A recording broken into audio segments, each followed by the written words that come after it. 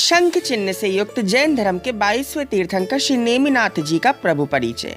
तीर्थंकर श्री नेमिनाथ जी ने राजा सुप्रतिष्ठ की पर्याय में तीर्थंकर प्रकृति का बंद किया और वहां से आयु पूर्ण कर जयंत नामक अनुत्तर विमान में अहमिंद्र हुए।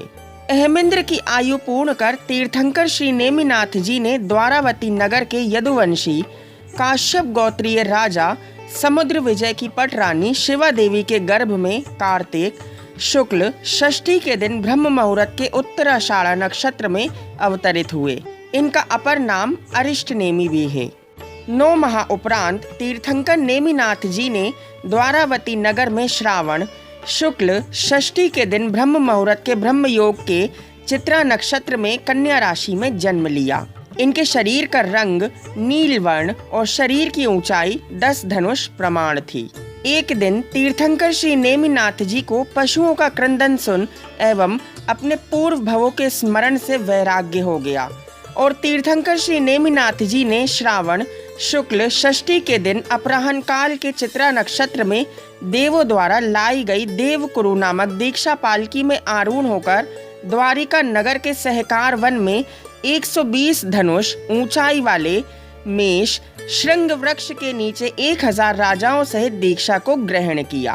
तेला का नियम पूर्ण कर तीर्थंकर श्री नेमिनाथ जी ने दीक्षा के 3 दिन उपरांत द्वारिका नगर के राजा वरदत्त के यहाँ दूध की खीर का प्रथम आहार ग्रहण किया।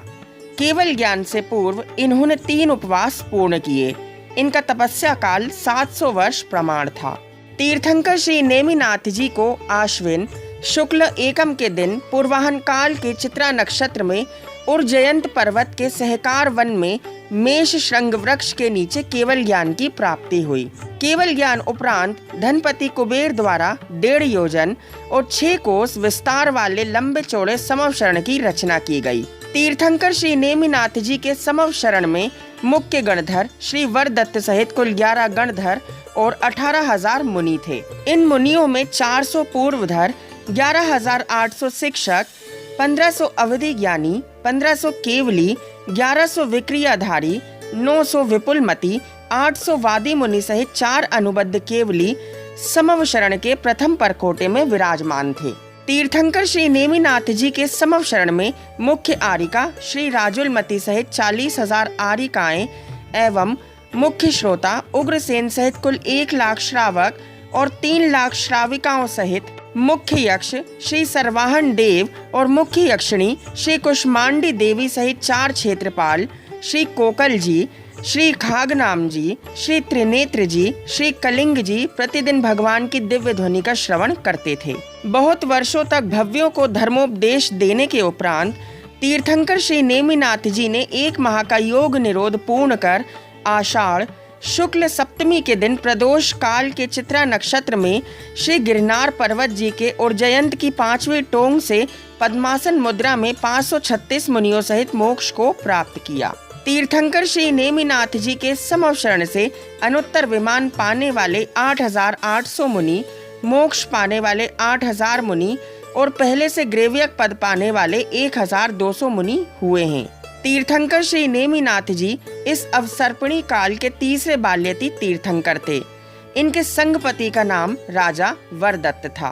तीर्थंकर श्री नेमिनाथ जी का कुमार काल 300 वर्ष, केवली काल 699 वर्ष 10 माह 4 दिन प्रमाण, छदमस्त काल 56 दिन और इनकी कुल आयु 1000 वर्ष प्रमाण थी। तीर्थंकर श्री नेमिनाथ जी का तीर्थ प्रवर्तन काल 83,750 वर्ष तक रहा था। तीर्थंकर श्री नेमिनाथ जी के तीर्थ काल में 12वें चक्रवर्ती श्री ब्रह्मदत्त, 9वें बलदेव श्री पद्म, 9वें नारायण श्री कृष्ण, 9वें प्रति नारायण श्री जरासंध हुए हैं। तीर्थंकर श्री नेमिनाथ जी पंचबाल्यती में तीसरे बाल ब्रह्मचारी तीर्थंकर हुए हैं। इनको बाल ब्रह्मचारी का विशेष पद प्राप्त हुआ।